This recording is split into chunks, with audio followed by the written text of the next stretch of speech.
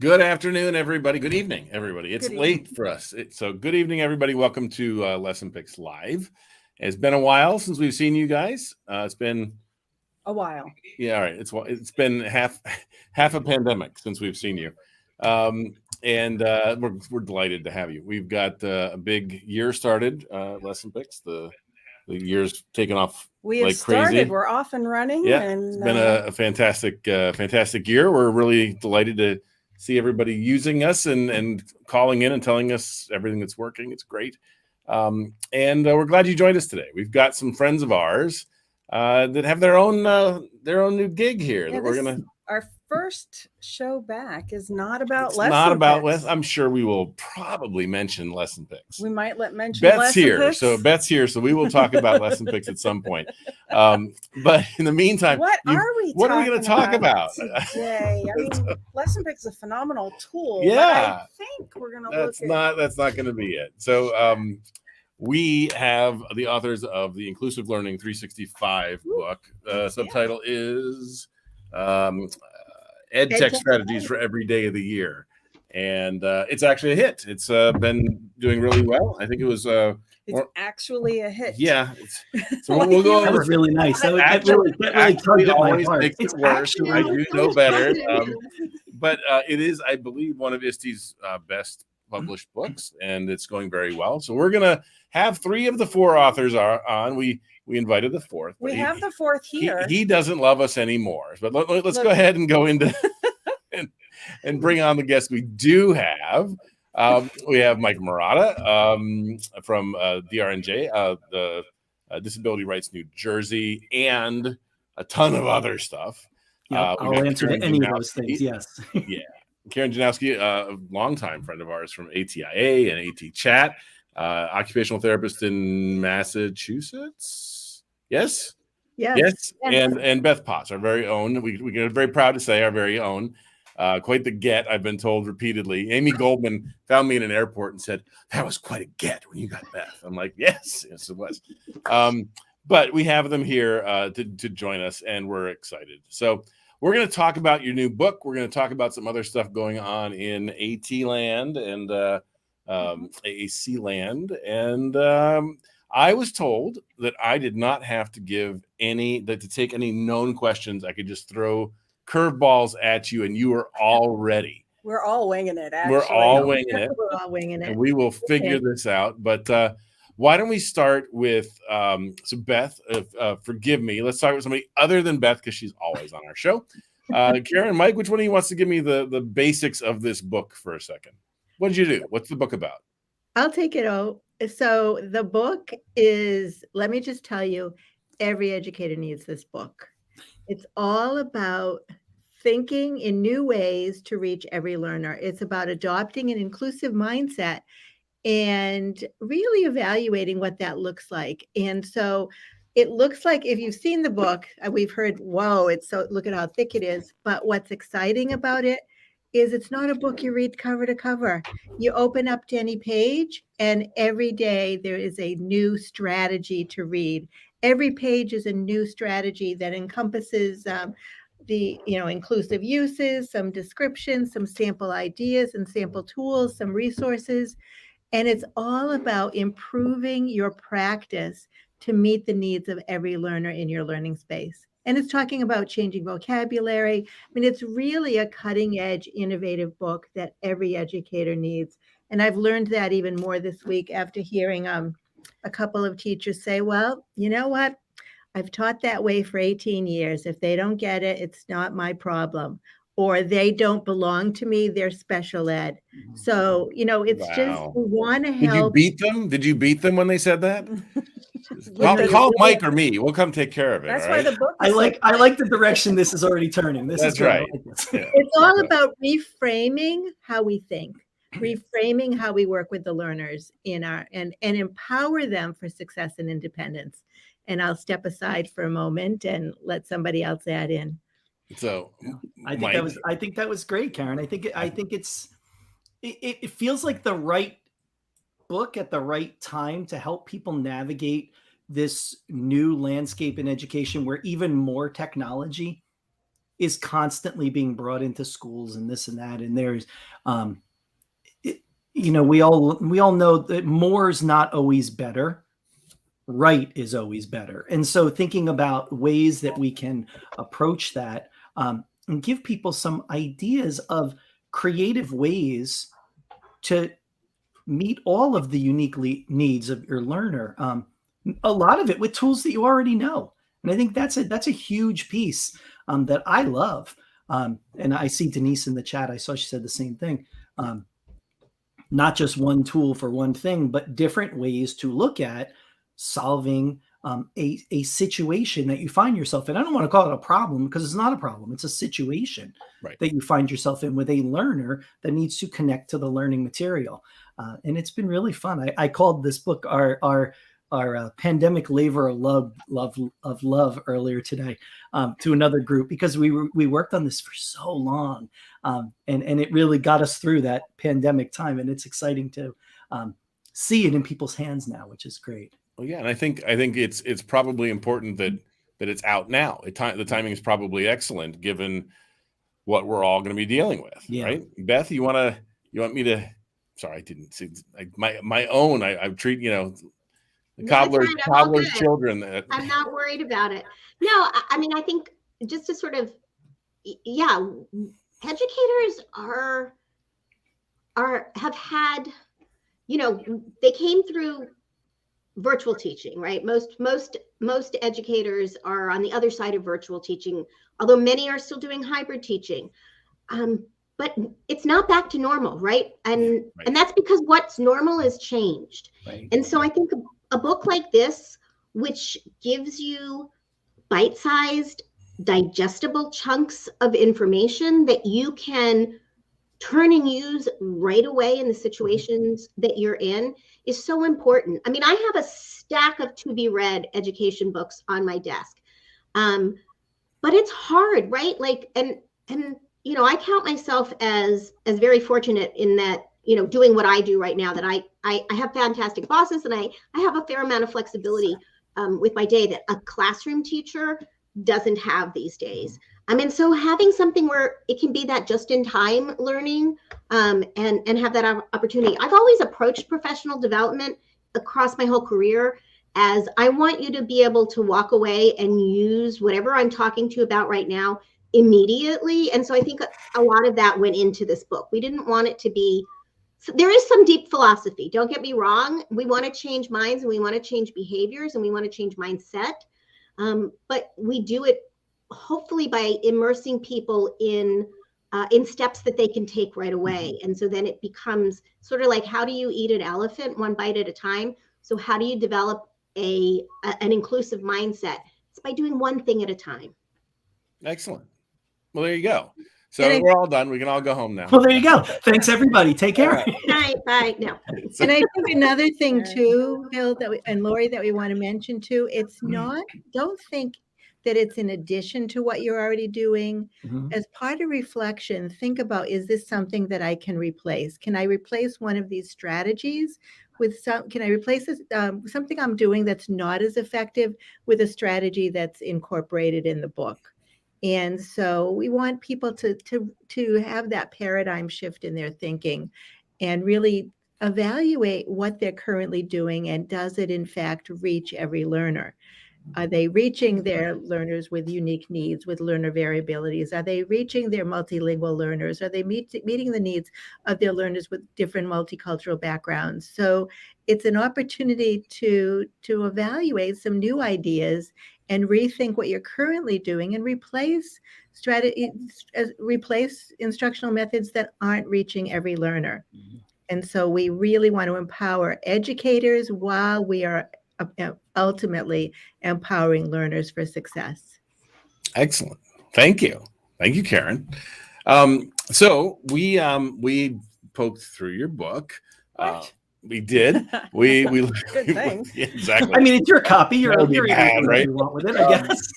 It's a nice book, we have some questions. I have kind of one. Do you want to go first, or you want to let me? No, go ahead. So the book is organized, sec up and things. But one thing that's kind of obvious we're going to care about as LessonPix is there's visuals throughout this book, right? I would say that a third, I don't know, about a third of these need some kind of visual supports. So tell me your favorite. More than that, I got an eye roll. Not for me. No, from this one. Yeah. Oh, okay. So, what any of you have favorite strategies you want to bring up from the book that just happen to, you need visual supports to make them work? What a question. Come on. I know, what a question, right? No, I mean, definitely. We have. You're right. We do have lots of them, and I'm like going through. I'm like flipping through and looking at my book right now. We definitely have strategies, and I'm just looking for the strategy number. So everything is organized in the book. The page numbers are the same thing as a strategy number, right? So everything that you are going to find in there is going to be. I never based, noticed that. Yeah. So every page is a strategy, right? So it's one strategy per page, I mean, obviously, there's going to be visuals that go apart. As a part of this, as I'm frantically looking, would you like one in particular that has a strategy? You want to call one out for me right now? Well, here we go. We've got visualizing vocabulary with digital picture dictionaries. So just the idea of being able to set up supporting vocabulary knowledge and vocabulary building with images. Now, that's not the same thing. Like, I know I'm going to have somebody say, but Beth, you always talk about don't symbolate text. And I'm not talking about symbolating text, but the idea, we know. Right, that's right. the idea that visual supports help with comprehension, right? They provide, and kind of, I'm going to read this here, right? What do you do when the learner is unable to gain an understanding of the target word from the print definition? And so the idea of having a visual that can activate background knowledge, can help communicate understanding, is there so that it's supporting that understanding of the language. Even if they're able to decode it, you don't always understand that language, right? And so having that. Do you have another one in there that you're like? Yeah, and I think I might be able to show this to our users better. Look. Yeah, there you go. Let's see. All right. So, Lori. Yes. Well, it's important to note that I do love how your book focuses on strategies over tools, and LessonPix is on a tool. But it used to frustrate me that people would say, no, but I need this tool. Right. And tools become obsolete. Technology is constantly changing. Even ours. So, like, what you're showing in the camera is not, it's just a visual schedule of a movement break. But the strategy is about promoting that movement. That strategy is far more important than how you do it. But I like the fact that the visuals are included within the book. Yep. In many different ways. And and tools. Yeah, and in fact, we have a picture for every strategy, right? We thought that was important for our learners as well, right? Like adult learners reading this, that you grasp something and you understand it more because of the visual supports within that. So yeah, Alyssa, I love Alyssa's comment. I love the low-tech strategy of using a paperclip to mark an important page so you could find it quickly. Here's my low-tech strategy, Alyssa. For the record, we ran out of tabs, right? Somebody is using them all. Somebody's going to law school and is using all the tabs for his books. So got in trouble today, but there you go. And so, but yeah, so we do have just a bunch to kind of show here, right? So, and if you guys want me to show any of the strategies in particular, I can show it on this overhead. Handy dandy document camera. Yeah, we're always ready. Are there any strategies in here that you guys like? Okay, so when you were putting this book together, did you each bring your strategies and then sort them into these categories? Or did you have to, how did you put this all together? That just had to be overwhelming. It's so interesting that you say that, Lori. It's so, and even this idea that you mentioned of strategy first versus tools, that was very deliberate on our part, because at first when we started talking, it was a little bit about tools, and we took a step back and said, well, no, that's not really what it needs to be at all. It's really about what do we need to accomplish, and then how can we do that?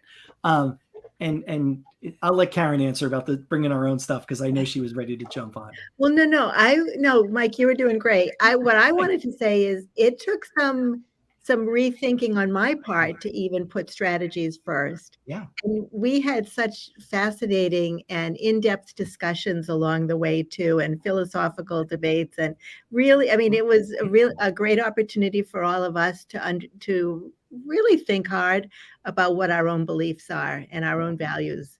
And so, it was a great process for each of us in writing the book, as well as what the actual outcome is. I mean, I look through it as like, wow, that's a really good strategy, because there's 366 strategies in here. I thought it was 365. There's one extra. Strategy. There's a bonus, just because we like you guys. There's a bonus. There is a bonus. It's the unstrategy. Yeah. But to answer that question, we did. We would write, and we would get together probably weekly, and we had a Google Drive folder, and we would put our things in, and then we would hash it out. We would talk about it and decide, was this something that was appropriate for the book?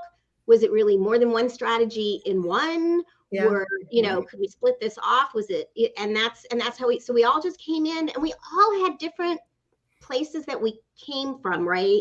Like Karen has an enormous amount of experience with executive function and organization and literacy with individuals with dyslexia. And Mike has his engineering background, and Chris and I both come in as speech language pathologists, but from slightly different veins too. I mean, I spent a long time as an administrator, like as an assistant principal in an elementary school, and so coming in from those experiences. Yeah, there's Chris. We'll let Chris join the party. He nodded. He was listening. He was agreeing. Right. And so we all brought our own experiences and then bounce that off of each other. Because sometimes someone would write a strategy and that would trigger another idea. And that happened quite a bit. And really, we got to a point where, and I think all of us would agree now, I don't even remember which ones I brought to start with. I don't know what was mine. They were the nothing ones, is any of ours anymore. It's just all of ours now. Yeah. They were the ones that were late. But you can't tell that now. It's already in print. Come on. These ladies are agreeing with me 100%. Their heads are doing good. Neither of them jumped in my defense. I noticed that, and that's fine. I'm okay with it. Deadlines work. And Chris, did I Mike provides great content immediately before you present with him, like 20 minutes before you present with him. And it's amazing and late. You know what he calls it, right, Bill? No. Mike has a great term for it. It's no longer procrastination. It's called strategic waiting. And Alyssa's in the chat, gotcha. And she'll know. So it's like in Hamilton, you're not standing still, you're lying in wait, right? So, but we had a question from Lisa Garrett. You're holding up the wrong book. Came in. I know what the name of the book is. This is the name of the book. Inclusively, we all have them. See? Look at that. One more. Look at that, Mike. Where's your book, man? Oh, sorry, I was doing something else. I dropped it on the floor. This is how we sell books. Okay. So thank you, Lisa. Lisa's down here with us in Tampa. She's Inclusive awesome. Learning 365 EdTech strategies for every day of the year. There's one strategy for every day. Not just the school day, the entire year. And we are, it is published by ISTE, and it went well, right? You got a second printing. So we did. Very exciting. It just came out in August, so that's really exciting. So we mentioned very quickly Chris Bouquet, probably have not given them the proper introduction that he is due. Beth, you want to tell us a little bit about Chris? About Chris. So Chris is the fourth author of this book. And he's we didn't really talk about like us or where we're from or anything like that.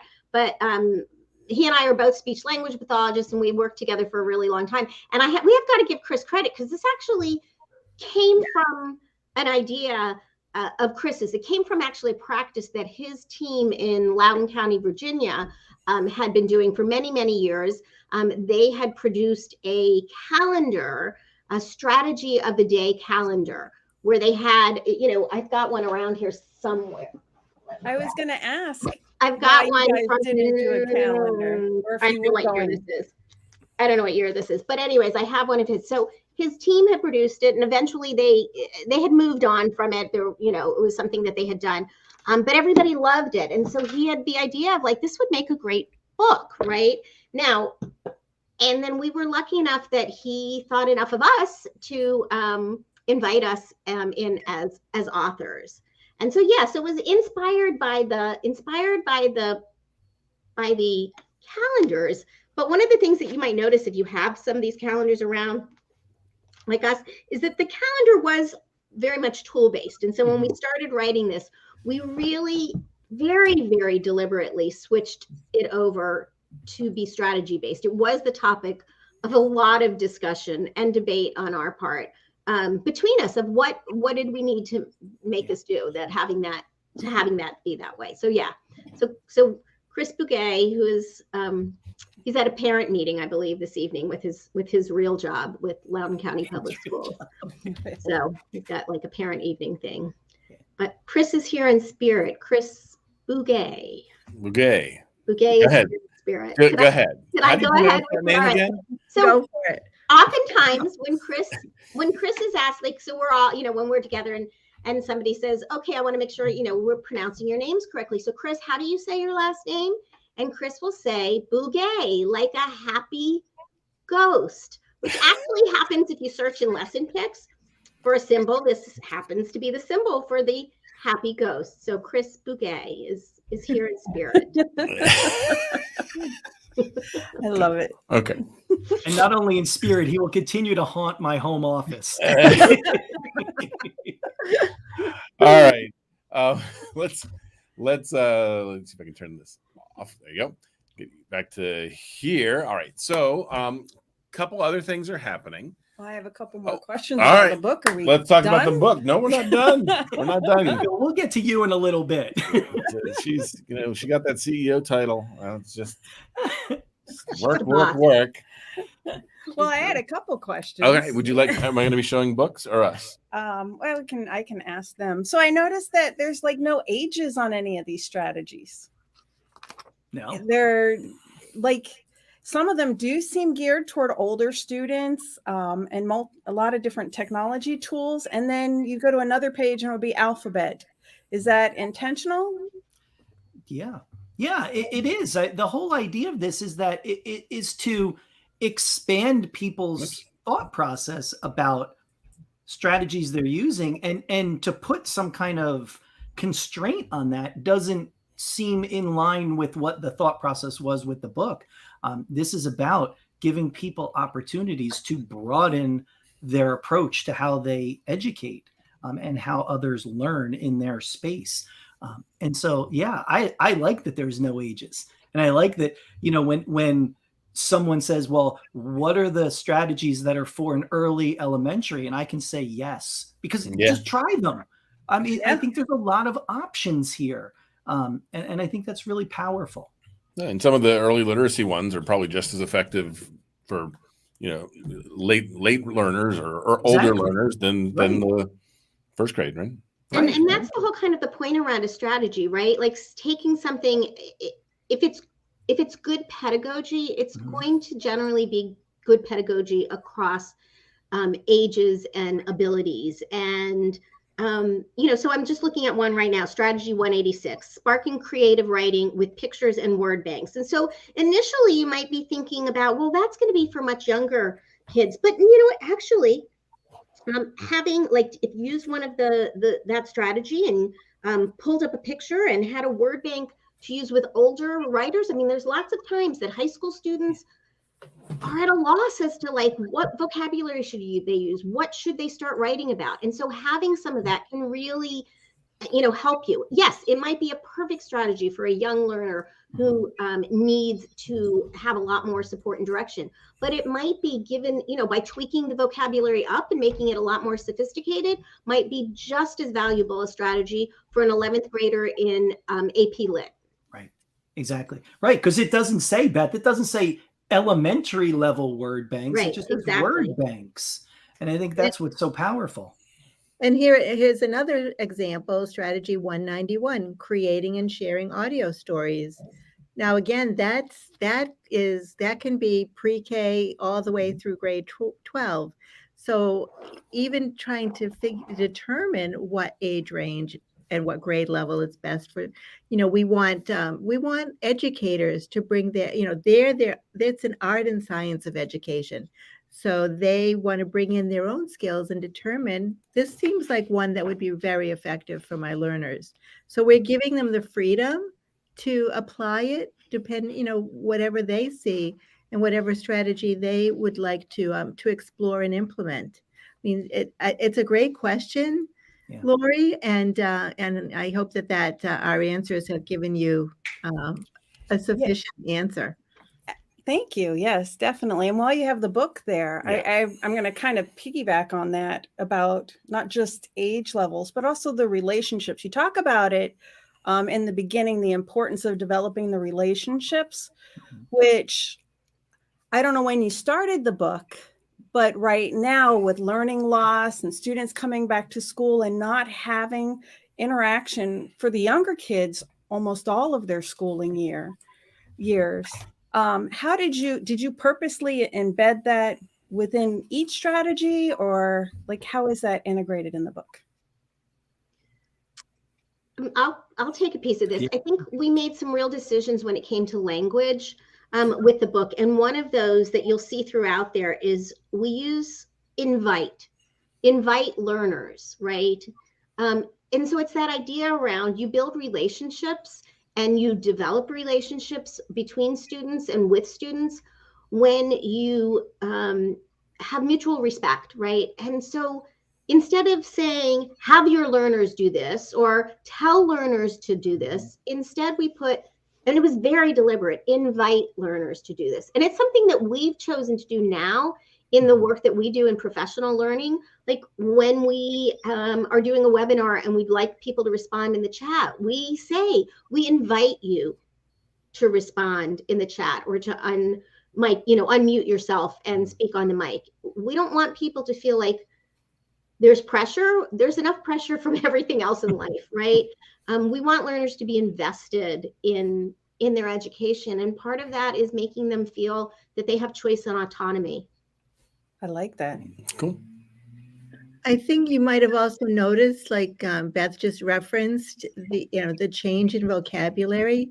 We are deliberate in terms of using terms of learners and educators instead of students and teachers. We've made that deliberate choice. Sometimes we forget. Sometimes, it's just so automatic, the language, but it's intentional because we value and respect learners as unique individuals who have their own unique talents, skills, and interests. And educators, it can be anyone in the building can be an educator. Even the principal, the paraprofessional. I mean, everyone is involved in supporting the learners, and so we made deliberate word choices. Cool. Very nice. I like that. You have anything? I have something cool to show. Okay. All right. I gotta ask now. I gotta. Mother, may I? What is it, Bill? Show us. Bill, what do you have?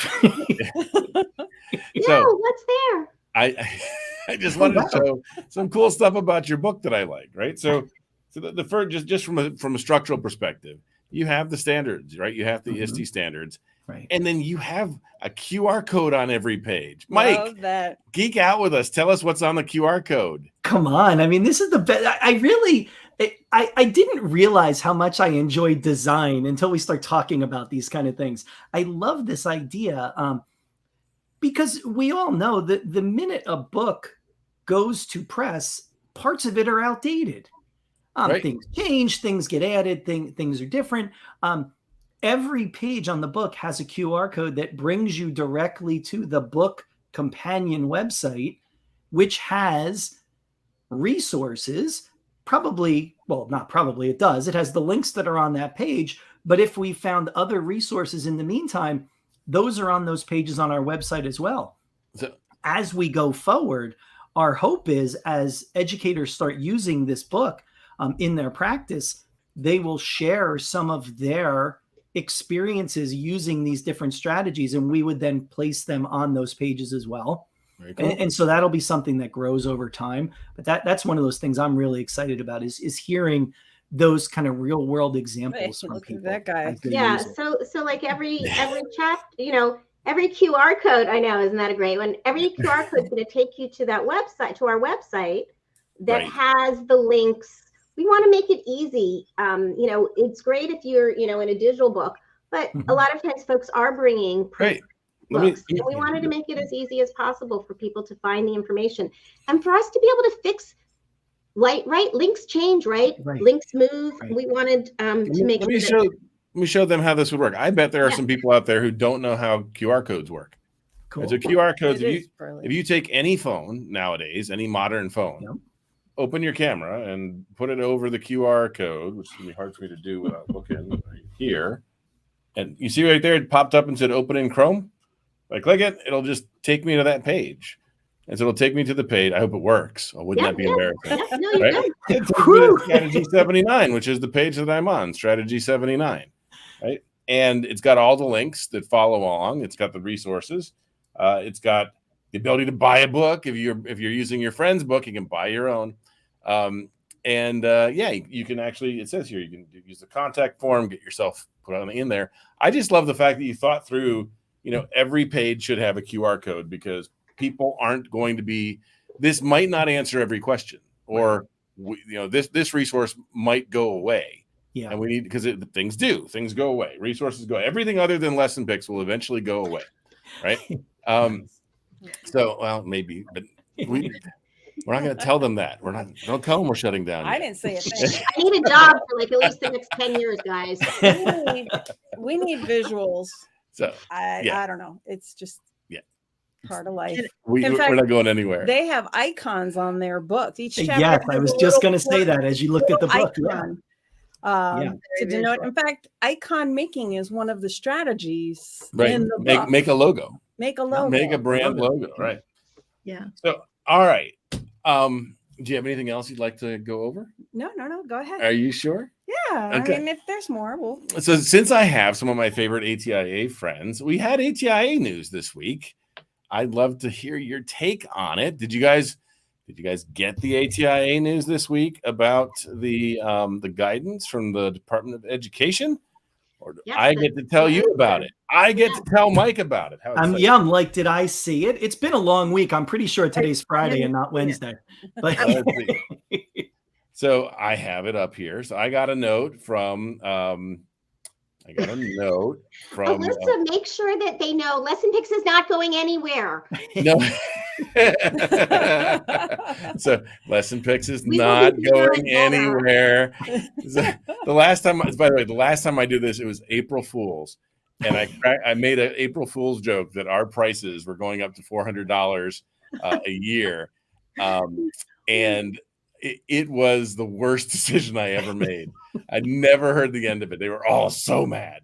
So, all right, we won't do that though. I don't know. I like the wild card approach. I don't know. All right, so the news is we're not going anywhere. Right, so we got news that the Department of Education now includes guidance about providing assistive technology in the IEP. So if you actually look at the new return to school roadmap, they added the fact that you must consider assistive technology in the IEP, which has never been this clear before. And it even answers questions about getting the devices as they come back from COVID, and what the SEA and LEA need to be sure of. It actually clearly, for a change, this is something that ATIA has been pushing for in their lobbying efforts to get this done.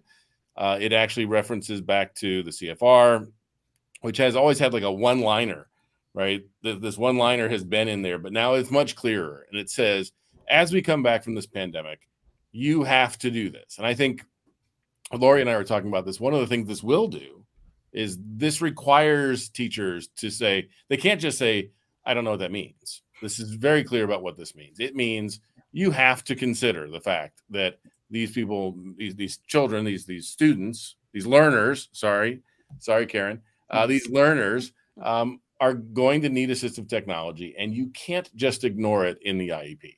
And you can't no longer, I think it's the big thing too, is you can no longer just say, yes, I considered it and check the box. Right. Yeah, I mean, hasn't that been our struggle for years and years? Is kind of the nebulous nature of just that word consider.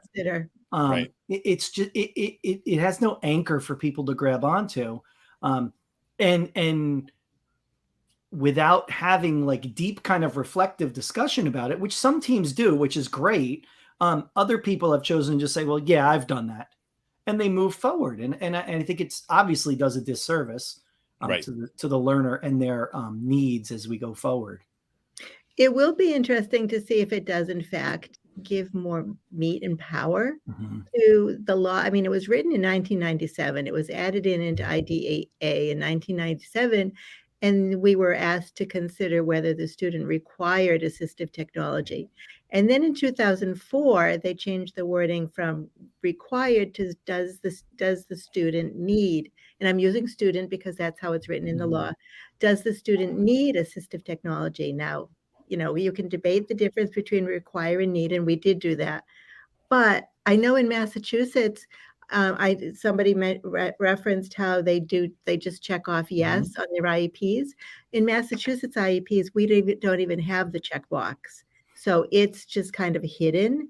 And I know that I've attended many IEP meetings where assistive technology is not considered unless somebody unless there's an advocate in the room, right? An advocate, yes. And a lot of times the IEP meeting is not the time to start talking about considering it. Right. That's right. That should almost be the culmination of your consideration, if you want to look at it that way. You're doing consideration all the time when your teams are meeting and when you're discussing things and trialing things and brainstorming. All of that, in my mind, is consideration. It's just that sometimes that gets lost in the shuffle there of what people think consideration is. I love asking groups, what does this word mean? I just put it up on the screen. What does that word mean to you? And a lot of times, you'll hear people say, well, there's a box on our IEP that I check. So I've seen that word, but really getting them to dig down into it. Like, really, like, what is this? What should we be doing? I've chaired hundreds as a school administrator. I've chaired hundreds of IEP meetings, and have had to rein staff back in who are ready to just go on past when they'll say, yes, we've considered it, but no, they don't need assistive technology. And I've gone back and I've said, well, let's talk about this. Are you using, somebody had put in visuals, are you using a visual scheduler? Yes, well, that's assistive technology. Are they, do they need to be able to access keyboarding in order to complete assignments? Well, yes. Well, that's assistive technology. So that understanding that assistive technology can really be quite broad, and that we need to look at those different resources for them. So it's really been very easy to sort of push that through. And I think the new wording, I've only had a chance to glance at it when it came out in an email the other day. That new wording, I think, is gonna help, and I'm gonna tie this back into the book, because I think it's the kind of thing where if you're building your strategies, people get too caught up in, oh, well, assistive technology means they're using this voice output device, or assistive technology means they are using this specific tool, like, for word prediction or whatever, without understanding, no, it's about the strategies. So if the strategy is, that support comprehension of written text with text to speech, then you're going to need some sort of technology tool, that's going to support that. So I think that's the kind of thing where, like, when you look at things from that strategy perspective, it helps bring you back to, you don't have to be so tool focused. So you don't have to think about that, oh, there's this specific tool that I need to put on this kiddo's IEP. If I could tie it back to the book one more time, what the heck? I'm going to do that too. If you're in that mindset still, which people are, they could be in that spot where it's all about tool. I have this thing and I want to use this thing so badly. There is an index in the back of the book that is by tools. And the whole idea with that, when we added that, was to show people the power and the flexibility of the tools they might already have and already be comfortable with. So if someone feels like, oh, I have a really good handle on Google Docs, I wonder what else I can do with it. They can go there and look and see all of those other ways they might be able to infuse something inclusive into their learning. I thought I'd show it. I like that. I have not. I did not see it. Where is it? All the way at the back. It's the last index. Yes, there are two indices, right? Indices, sorry. Second to last index, yeah. Gotcha. So there's index of strategies and index of tools. Yep. And so all of these. So this actually tells you everything from the Chrome operating. Sorry, I'm sorry, guys. I'm doing a bad job. There you go. You're still looking at Mike. So operating system. Yeah, everything from Adobe Spark, Adobe Connect, Brainscape, Chrome operating system, Google has like a whole section over here, right? And it's got like, if you look at Google Docs, here's calendar, all the strategies that use Google Docs, right? Probably even more. And just think about the power of that, Bill, for someone who is not ready to embrace something new. Right. But maybe can embrace something they already know and use, but embrace it in a different way. Yeah. Is there one under L? Is there LessonPix in here? Well, fingers crossed. Fingers crossed. I hope so. Look right there. Oh, look at that. Not quite Google Slides, but you know. As I'm checking, I'm like, LessonPix better be there. Yeah. Beth suddenly saw a paycheck flash before her eyes. I have to tell you, Bill, Lori, I don't remember many of the strategies I brought to the table, but many of them were LessonPix based strategies. That's you're just kissing up, and we all know it. But we appreciate it. That's all good. I mean, if Beth's paycheck's on the table, I Hey, I wasn't the only one that brought up strategies to use LessonPix. I will say that. There you go. Yeah. But about using visuals, that really, absolutely, regardless of your tool, is really important. Yeah, it is. Okay. I did want to make the point too, going back to how we were talking about assistive technology and connecting it to the book. We're hoping that this book will help people reimagine education and reimagine what learning looks like. And one of the things, again, when we talk about changing vocabulary, AT is often included in the IEP under accommodations. And we are hoping that when educators design inclusively, that those accommodations won't even be necessary because they're just embedded throughout the school day and they're just part of every learning experience. So that's another way that, because I know Chris and I have had many conversations even about the use of the name assistive technology. And wouldn't we love to be able to, Mike brings Chris back into the conversation, Beth, wouldn't we love to rename assistive technology? The only thing is it is written into the federal law and it is a protection for our learners. So, we wanted to know accommodations. Yeah, it does seem like the end of assistive technology and just become technology. Right. Assistive technology, absolutely, just technology. Yeah, because I'm sure all of us have had experiences where saying that word, those words, assistive technology, has caused someone to check out of a conversation. Yeah. So I actually have a slide whenever I talk so if I had my green shirt on, whenever I'm doing AT Makers and I'm talking to technology companies like Google or Adafruit or something, I have a slide that says, what is AT, right? And it always comes down to it's technology that helps people do tasks that most people don't need technology to do.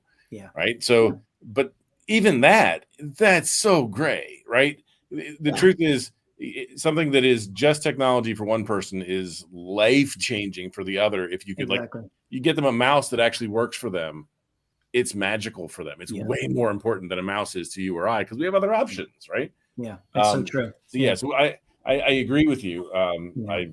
That's why I've made so many. You should see my desk. I do understand your point. I'm just going to bring up something. Oh boy. Well, here she goes. No, just if you're looking at what Karen was saying about instead of accommodations, just having this part of inclusion practices, right? Inclusive practices. Should people be looking at their ESSER funds now in order to afford these things? Because I mean, so certainly now is the issue. time, right? So, and Mike, I know you just I saw some stuff you posted about a presentation you gave about the use of ESSER funds right now, right? Yeah, right. A presentation with ATIA with Gail Bowser talking about this idea that, you know, in a lot of instances, the plan for your school may have already been submitted. So you might have missed the boat on getting in on the plan, but what you didn't miss is finding creative ways to address needs in the plan that people have written. And think about how you could use those funds to make that change, like Karen just mentioned, you know, to just fundamentally change the way we approach education. I mean, there's a lot of potential here for that. And it was a great webinar with a lot of really good, says the guy who gave part of it. It was really great. He was shocked because he turned his in about 10 minutes before it started. Maybe. That's why I like Google Slides so much. I can do it right up until we start. But really practical ideas of how to approach that with a school and get yourself as an educator, because sometimes educators feel like, well, that's an administration thing and I can't be part of that, or I won't be welcomed as part of that.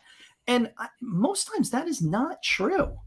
I mean, the plan is there. The administration is hopeful that there are ways to make that plan a reality. And they do that with working with educators in their schools. And so there are great opportunities for you to be part of that. For anybody who doesn't know what we're talking about, briefly, ESSER funds are funds that came out of the COVID Recovery Act, the American Rescue Act, and another act as well, that created funds that could be used to try to mitigate learning loss from the pandemic. And so you can, if you want to know what LessonPix can do to help you, there is actually on our very front page, there's a little link here. We'll tell you the fact that, hey, we actually can be very helpful and a really good bargain for your ESSER funds. We fit like 3 different areas of it, and we can be super helpful. But ESSER funds can be used for any AT, and anything where people have had learning loss because of the pandemic and need additional supports. They need whether it's because of low socioeconomic status, because they're ELL students, or whatever the current acronym for ELL students is. All of that is something that ESSER funds are meant to address and it's a ton of money. It really is a ton of money compared to IDEA right now. Will it all get spent? No, because bureaucracy will definitely step in there. But I think it's important. Some people probably just said, "What on earth are ESSER funds?" I thought it was probably important to. No, I think that's really great. And if you're one of those people who just said, "What the heck are ESSER funds?" Your challenge now, or your call to action, is to go to your administrator and say, "Where is our plan? I would love to see it." Right. I know in my state, all the schools had to submit those over the summer, so the plans are in. Right. It would be great to be able to see what my school, my district, chose to focus their energies on, and how can I support that to go forward. Yep. And there may be, so some of these funds, it's not like they have to be spent by like tomorrow. There's some very deadlines for this. So you may not have missed the boat. Like if you go and talk to your district, they may have like general plans that were made, but haven't gotten down to the specifics. And so to talk about the things that you really need, I'll give a really practical example.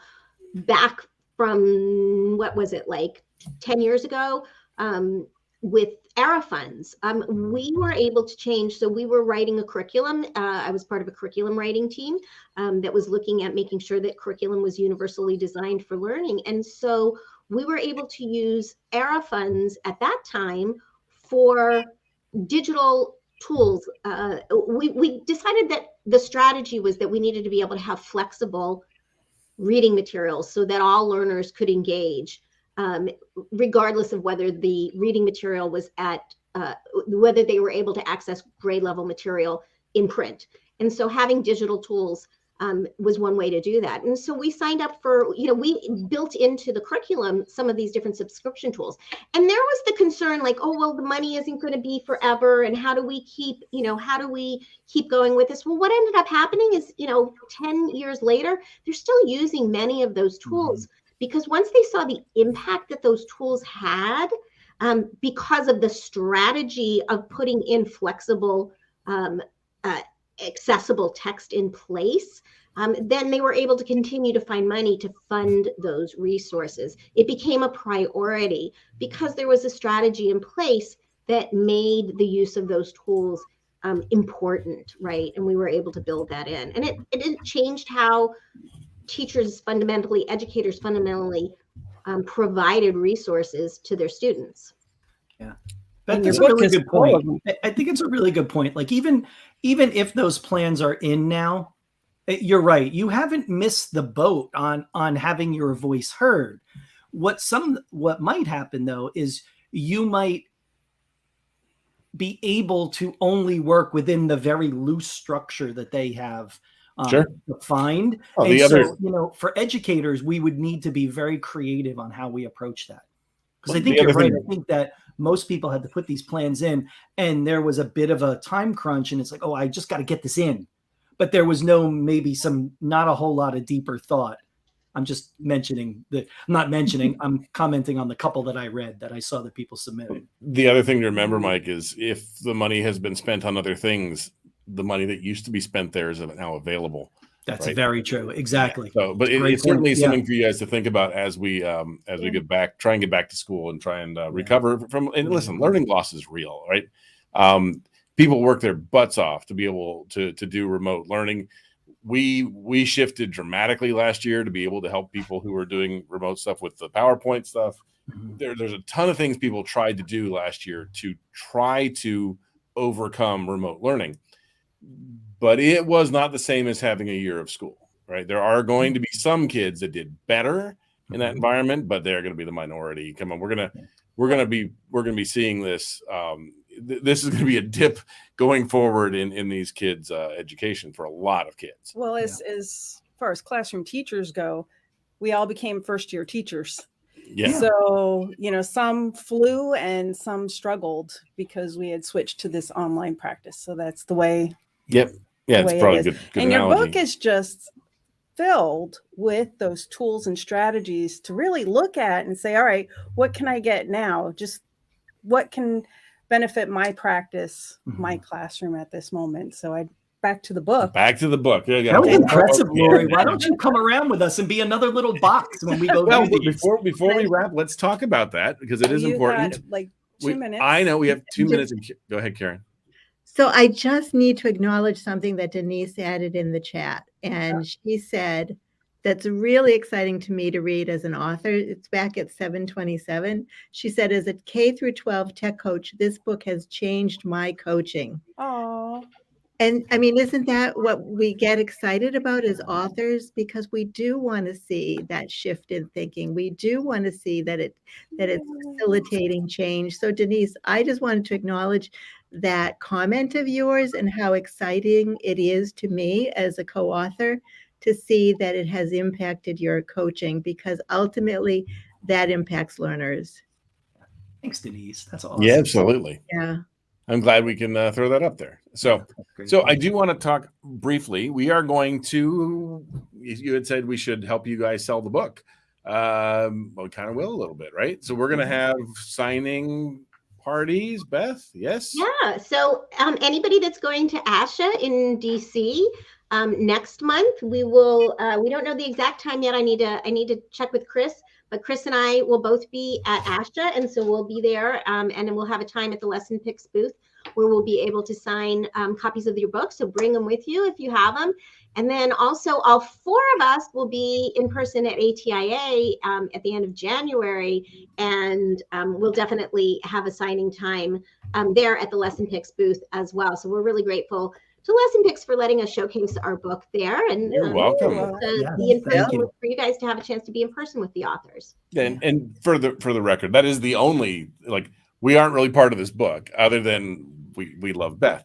And we love We tolerate Mike. Yes. Right. We tolerate Mike. We hire. Fair enough, and that's Right. fine. We love Karen and Chris. Yeah, Karen and Chris are great. Mike kind of sucks, but you know. Thank you, Bill. I barely tolerate myself. It's fine. It's all good. All right. So we do have some other nice things people have said about you guys. I'll show them real briefly. Alyssa Wern says, my favorite people. Lots of people in here are very happy with you guys. So thank you guys for coming on and joining us. This will be, if you caught just the tail end of this, once we finish, it'll automatically be published on our Facebook and our YouTube feeds.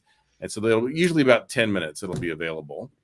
And I think that's going to probably do it. Chris is back in. Chris is back. Goodbye. Chris, we're very sorry you weren't here. It would have been a much longer show if you'd been here. So we're kind of glad you're not here. But we would have missed you. Take him anywhere. In spirit, in low tech AT spirit, he's here. That's right. That's right. So thank you all for being here, and I guess we're probably about done, right? Thank you. All right. So thank you guys so much. Appreciate it, Bill, Lori. Listen, we're glad you guys could join us. And for everybody who joined us on LessonPix Live, we will be doing some more of these more frequently now. We're kind of back in the building and can do this more. And I think we're going to try and get the Pixie Pal guy on, Chris. Yeah, and sounds pretty cool. Low tech AC. And who knows who else? You never know. Mary Houston. Well, we'll put somebody on here, embarrass them. Oh, you just called her out. Yeah, somebody. So we'll do that again probably in the next couple of weeks. I hope you guys are staying safe and doing the best you can to enjoy this year. If you need anything, obviously, you know how to reach us. Support at LessonPix.com or the little thing in the corner. And we'll see you on Facebook and elsewhere. Yeah, and hop over. That was my alarm going off saying it's time for Twitter chat. So hop on over. Yes, we have to go to AT Chat on Twitter. For AT Chat on Twitter with Karen and Mike. So yeah, and they run that, so they got to run. I know they're already gone. So bye, guys. Enjoy your Twitter evening, and we'll see you all later. Great. Thanks, guys. Thank you all. Great. Thank great you. to be here. Bye.